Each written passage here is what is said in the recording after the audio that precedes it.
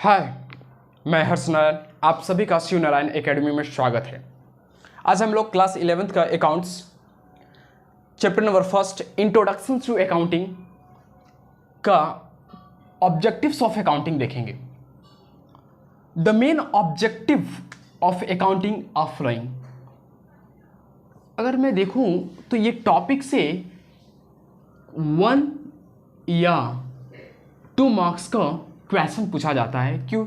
Objectives of accounting क्या है, तो आप ये दोनों पॉइंट को लिखेंगे जो मैं एक्सप्लेन करने जा रहा हूँ। To determination of actual performance of the business during the particular period. कह रहा है कि एक्चुअल परफॉर्मेंस, इस 2 वर्ड को ध्यान रखेंगे, actual performance during the particular period. Actual performance जो है, कहने का मतलब समझिए कि आप लगातार 1 साल पढ़ते हैं और आप बोर्ड का एग्ज़ाम देते हैं या और अन्य चीज़ का भी एग्ज़ाम देते हैं, तो आपका रिजल्ट होता है। तो रिजल्ट जो होता है उसमें या तो पास या तो फेल। तो यही बिजनेस के साथ भी होता है। बिजनेस या तो प्रॉफिट गेन करता है, क्या होता है? प्रॉफिट होता है, और या तो लॉस होता है। ये हमको कहाँ से पता चलता है? तो ये पीएल से पता चलता है। पीएल, ये हम लोग आगे पढ़ेंगे, फाइनल अकाउंट का चीज़ है। तो ये हम लोग को पीएल से पता चलता है कि मेरा बिजनेस प्रॉफिट में है या लॉस में है during the particular period. Accounting होता है तो किसी न पर्टिकुलर पीरियड के बीच जो हम लोग परफॉर्मेंस देखते हैं। आप पढ़ते हैं तो आप मान लीजिए साल भर का कोर्स है, तो 1 ईयर का कोर्स में आप एग्ज़ाम देते हैं। ठीक उसी प्रकार इसका भी एक टाइम को फिक्स किया गया है कि 1 ईयर के बाद हम लोग चेक करेंगे कि हमारा बिजनेस का परफॉर्मेंस क्या रहा। सेकंड है to determination of actual financial position of the business during the particular period. इसका मतलब हुआ एक्चुअल फाइनेंशियल पोजीशन। कहते हैं कि बिजनेस जो है कितना एसेट्स और कितना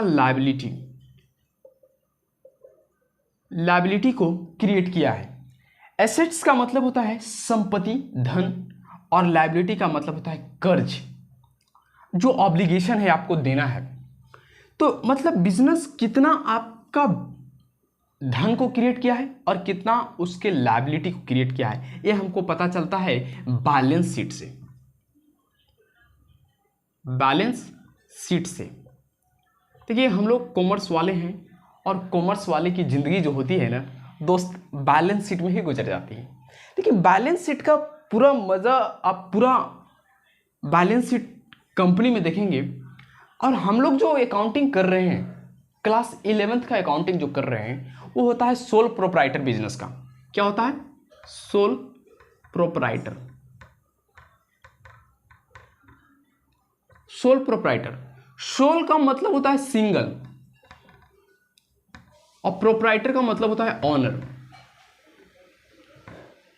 क्लास 11th में आप अकाउंटिंग स्टार्ट किए हैं, क्योंकि क्लास 11th में से ही आपका कॉमर्स से मुलाकात हुई। देखिए, आप अकाउंटिंग करते थे, पहले भी अकाउंटिंग करते थे। जैसे आपको फादर ने 5,000 रुपया दिया, तो आप करते थे कि मेरे दोस्तों की बर्थडे में कितनी खर्च करनी है, कहाँ जाना है, किस रेस्टोरेंट में जाना है, वहाँ कितना खर्च करना है, और क्या क्या चीज़ों में खर्च करना है, वो सारी चीज़ को आप लिस्ट बनाते थे। वो भी अकाउंटिंग का पार्ट है। लेकिन अकाउंटिंग जो है वो यूनिफॉर्म नहीं है। आप अपने तरीक़ा से करते हैं, किसी और अपने तरीक़ा से करता है, सबका अलग हो जाता है, लेकिन एक यूनिफॉर्म नहीं है। तो हम लोग डेबिट और क्रेडिट के रूल पर नहीं पढ़ते थे, डेबिट और क्रेडिट के रूल पर नहीं पढ़ते थे। हम लोग देखेंगे डेबिट और क्रेडिट क्या होता है। तो ये सारी चीज़ें अकाउंटिंग करते हैं, लेकिन हम लोग अकाउंटिंग करते थे। ठीक है।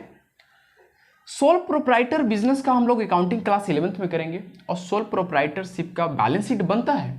लेकिन जो रियल मज़ा है बैलेंस शीट का, वो कंपनी में देखेंगे।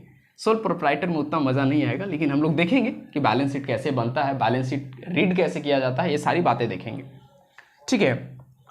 अकाउंटिंग ईयर, अकाउंटिंग जो हम लोग पार्टिकुलर पीरियड की जो बातें कर रहे थे अभी, वो पर्टिकुलर जो पीरियड है वो इसी अकाउंटिंग ईयर ही कहलाता है। और अकाउंटिंग ईयर 2 प्रकार के होता है। एक होता है कैलेंडर ईयर और एक होता है फाइनेंशियल ईयर।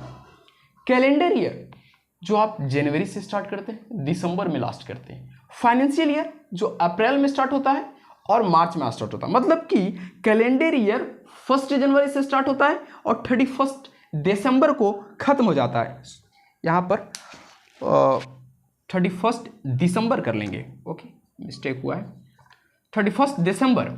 और ये जो होता है फाइनेंशियल ईयर वो होता है 1 अप्रैल को स्टार्ट होता है और 31 मार्च को क्लोज होता है। ठीक है।